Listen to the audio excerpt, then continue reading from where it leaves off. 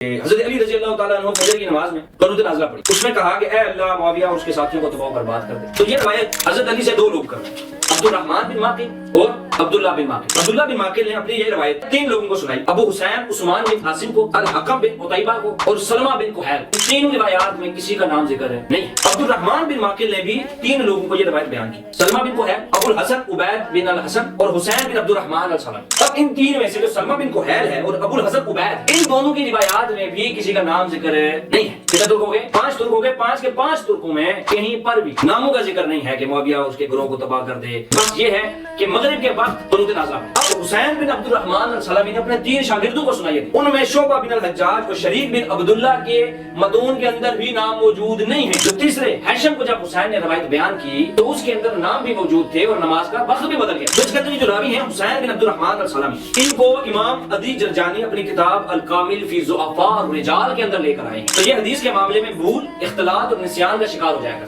امام عقیلی نے ان کو اپنی کتاب الضعفاء میں نقل کیا، امام بخاری نے ان کو اپنی ضعفاء میں نقل کیا، الکواکب النیرات کے اندر اس کو ضعیف نقل کیا گیا۔ امام نسائی فرماتے ہیں یہ تغیر کا شکار رہتا تھا۔ امام ابن صلاح کہتے ہیں کہ یہ حدیث میں اختلاط کا شکار رہتا تھا۔ ابو حاتم رازی کہتے ہیں سکہ تھا مگر آخری عمر میں سوء حفظ کا معاملہ درپیش ہو گیا تھا۔ اس کا مطلب یہ ہوا کہ یہ حدیث سندن ضعیف ہے۔